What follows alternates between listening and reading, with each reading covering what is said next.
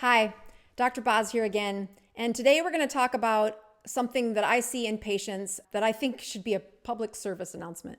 And this is the consequences of a gastric bypass.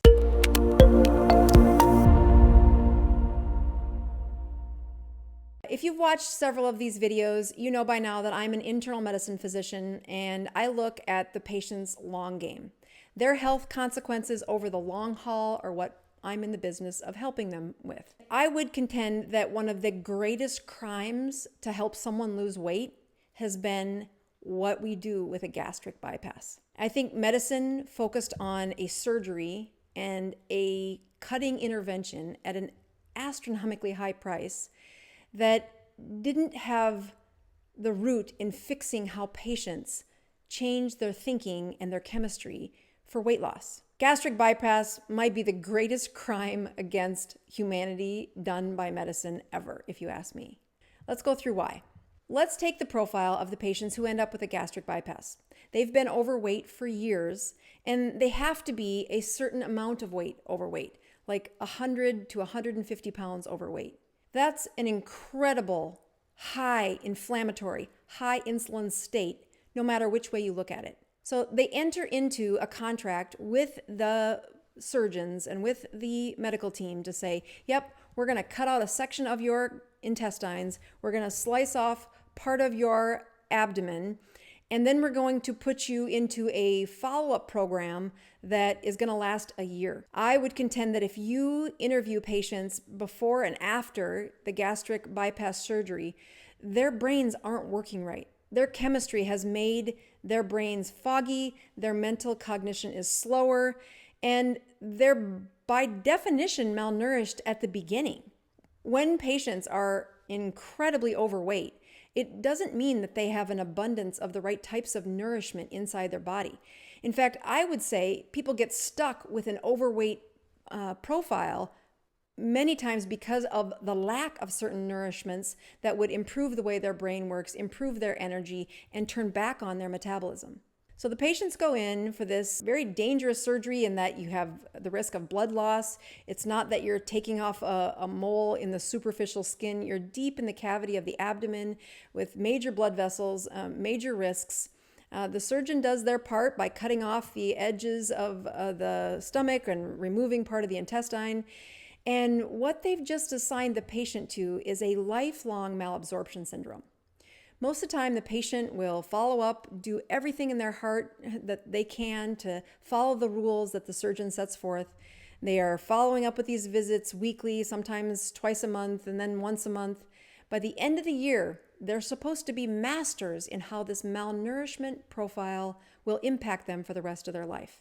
When I usually encounter them, it's 5 to 10 years later, and they don't remember hardly any of the rules that were set forth by that surgical team. Maybe it's because their brains just couldn't absorb the information. Maybe it's time. Maybe it's selectively they don't want to remember. But for whatever reason, they usually have very low iron levels, very low zinc levels. Magnesium is low, but that's low on everybody. And in part, the reason these copper, zinc, iron levels are so low is because the section of their intestines that's supposed to absorb it is missing. Many times, a high-fat meal will cause intense diarrhea. That is a signal that they're not absorbing fat. That sounds like a good thing when you're counting calories, but it's not a good thing when you're looking at the essential nutrients that's needed to repair brains, to improve an immune system, to improve the function of nerves and the way your body functions. It has not been an uncommon finding to find the patient in heart failure due to severe malnourishment 10 years after a gastric bypass, all unbeknownst to the patient. In fact, it's so complicated, I often have to have a patient's chaperone or loved one come with them to the appointments to explain all the things that we need to replace 10 years after a gastric bypass. I would contend the right thing to do with somebody 100 to 150 pounds overweight is to teach them about a ketogenic diet. Whenever I have a patient who is severely obese, God forbid if they've had a gastric bypass, the two foods that I introduce them to that they have to put on their plate enough to really give it an all-American try is sardines and liver. Yeah, you can make a wrinkled face. I get it. It sounds terrible. But if there are two foods that are so packed with the nutrients that your body needs, especially if you're overweight, sardines and liver win every time. Take a look at this chart and focus in on the two lines with sardines and liver. As you look across all those red circles and the ones that are written in red, those are the ones of all of these highly nourishing foods. They win for the levels of vitamin A, B1, B2, B3, B6, B12, folate. And again, sardines and liver don't sound like something where you would be getting all of these nutrient-dense vitamins.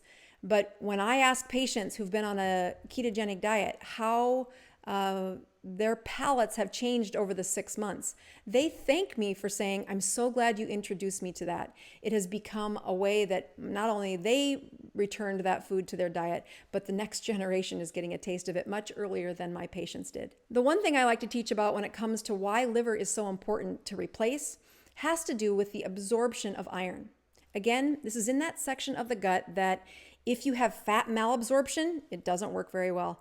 But if you've had a gastric bypass, it's in the surgeon's garbage bag. They took it out of you. That section of gut is responsible for absorbing iron, copper, and zinc. But let's focus on iron. So iron comes in two forms in our world. You can have it in an elemental form, which means it comes from the soil. If you look at the iron in spinach, that would be an elemental form of iron.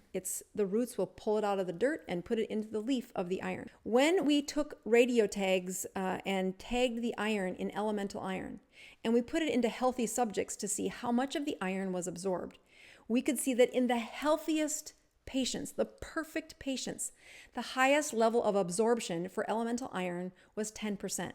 So 9 particles are going out into the toilet, and only 1 out of 10 are being absorbed into your system. You hardly need a better teaching example than if you've ever been pregnant and the doctor said you should be on a multivitamin with iron.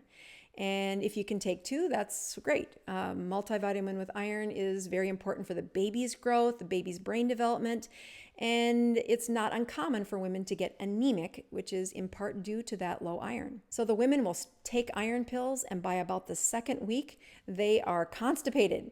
Why? Because those 9 out of 10 particles of elemental iron are flushing out their colon and out through the toilet. Only 1 out of 10 is being absorbed. Let's compare that to the other type of iron, which is hemoglobin-surrounded iron. This means that it has been in a circulation.